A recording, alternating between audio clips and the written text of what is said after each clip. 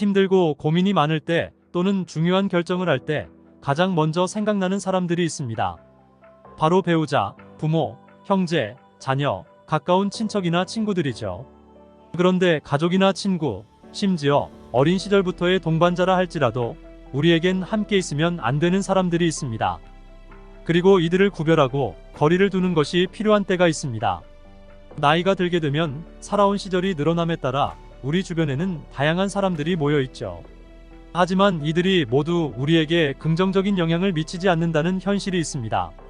함께하면서도 나에게 피해를 주거나 마음을 상하게 만드는 사람들이 있다면 어떻게 해야 할까요? 특히 후반기에 접어들면서 나 자신을 지켜야 하는 시간이 됩니다. 사람은 고쳐 쓰는 게 아니라는 말이 있습니다. 고쳐 쓸 수 없다면 우리에게 남은 방법은 한 가지뿐이죠. 바로 멀리하는 것입니다.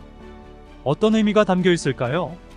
이 말에 대해 함께 생각해보고 고칠 수 없는 상황에서 어떻게 나 자신을 보호할 수 있는지 알아보겠습니다.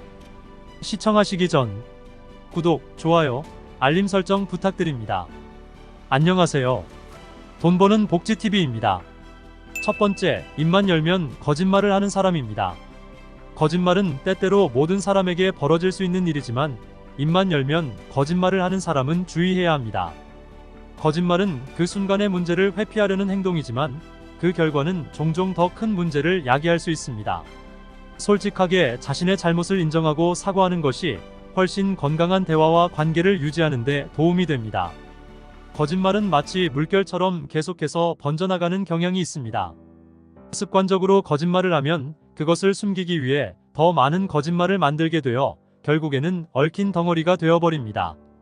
이는 상대방을 속이는 것뿐만 아니라 자신의 정신적인 건강에도 해를 끼칠 수 있습니다.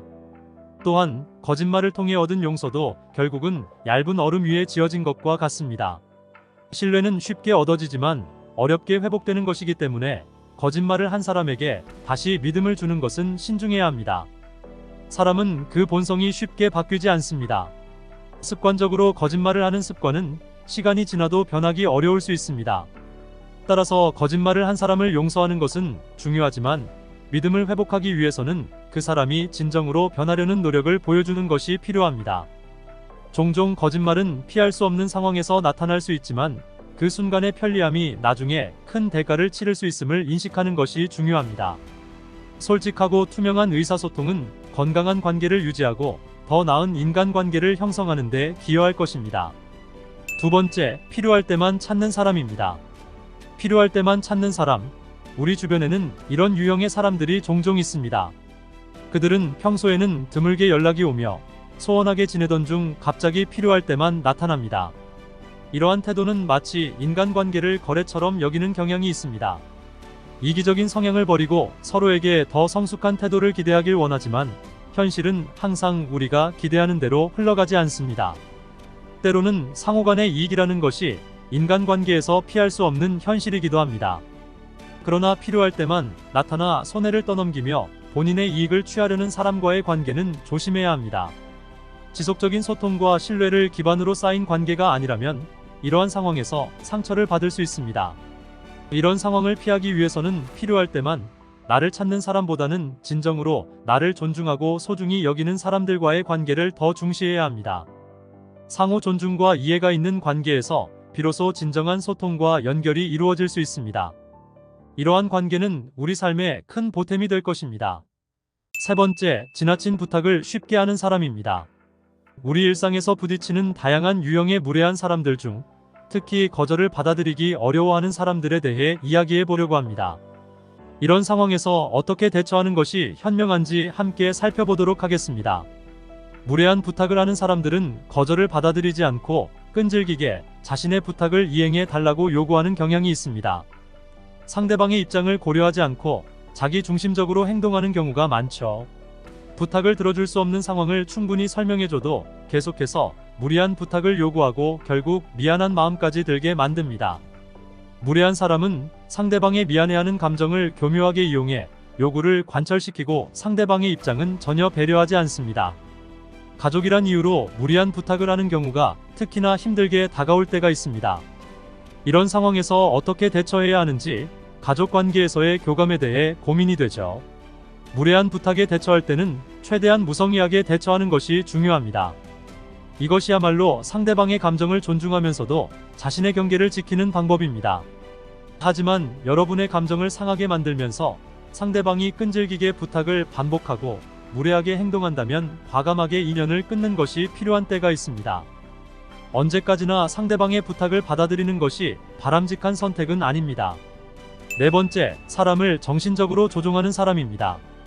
가끔은 우리 주변에 숨겨진 위험한 상황이 있을 수 있습니다.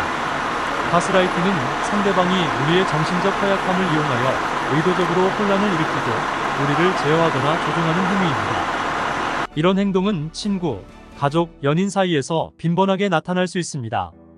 가스라이팅을 당하면 우울증과 불안감이 자주 따라다닙니다. 상대방의 말에 의심과 혼란이 뒤섞이면서 자기 자신을 잃어버리는 듯한 경험을 하게 됩니다. 이런 상황에서 어떻게 대처해야 하는지 알아보겠습니다. 가장 중요한 것은 상대방의 행동을 분석하고 심리적 건강을 지키는 것입니다. 상대방이 상식에서 벗어난 무리한 요구를 하는지 살펴보고 자신을 깎아내리고 주변과 단절시키려는 행동이 있는지 주의 깊게 관찰해야 합니다. 더불어 가스라이팅에 당한 상황에서는 주변 지인들과 소통하는 것이 중요합니다. 특히 믿을 수 있는 친구나 가족에게 상담을 구하고 피해자 네트워크에 참여하는 것이 도움이 됩니다. 상황을 이해하고 눈에 띄게 변한 부분이 있다면 즉시 대화를 통해 의견을 나누는 것이 필요합니다. 가스라이팅에 대처하는 데에는 강한 내적 기반이 필요합니다. 자존감을 높이고 자기 자신을 소중히 여기며 타인의 평가에 너무 의존하지 않는 자세가 중요합니다. 전문가의 도움도 찾아보는 것이 좋습니다. 상담이나 정신건강 전문가의 지원을 받으면 상황을 다루는 데 도움이 될 것입니다. 가스라이팅은 피해자를 괴롭히는 행동으로 이에 대한 인식과 대처가 필요합니다. 언제나 자신을 지키고 존중해주는 관계를 유지하는 것이 중요하며 필요하다면 지속적인 도움을 찾는 것이 바람직합니다. 다섯 번째, 가까운 사람에게 쉽게 돈을 빌리는 사람입니다. 돈을 빌리는 상황은 종종 부담스럽고 민감한 주제입니다. 특히 가족이나 친구 사이에서 이뤄지는 돈 거래는 감정적으로 복잡한 문제를 초래할 수 있습니다. 돈을 쉽게 빌리는 사람이라면 상황에 대한 현명한 대처법이 필요합니다. 먼저, 가족 간 돈 거래는 신뢰에 기반하기 때문에 신중한 판단이 필요합니다. 가까운 친구나 가족이 도움을 청하면 거절하기가 어려울 수 있습니다. 그러나 단호하게 거절하지 못하면 나중에는 보증을 요청할 수도 있습니다. 따라서 빌려주기 전에 상황을 신중하게 판단하고 자신의 경제적 상태를 고려해야 합니다. 가족 간 돈 거래는 종종 구두 약속으로 이루어지기 마련이지만 가능하다면 반드시 계약서를 작성하는 것이 좋습니다.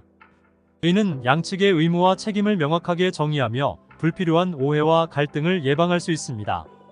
또한 계약서를 통해 이자, 지급 일정과 금액을 명확히 하여 빌려준 금액에 대한 확실한 합의를 이끌어낼 수 있습니다.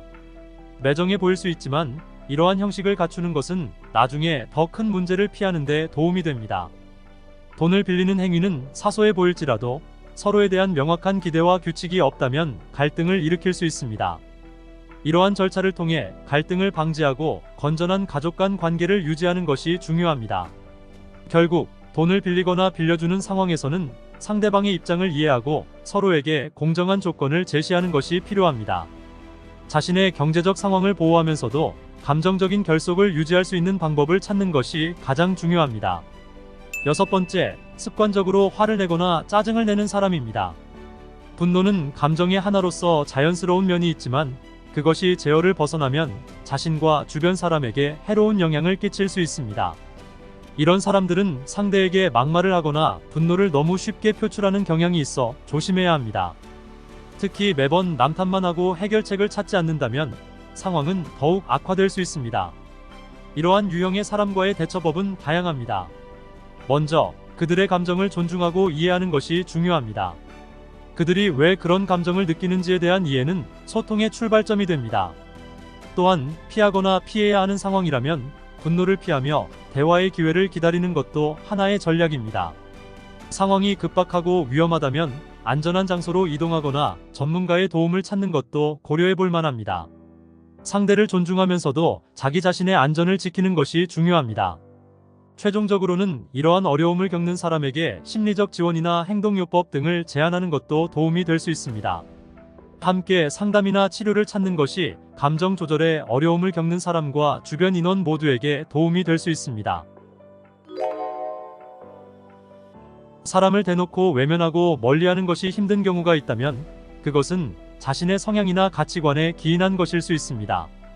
그러나 무례하고 부정적인 에너지를 받아들이고 지속적으로 고통을 받는 것은 건강에 해로울 수 있습니다.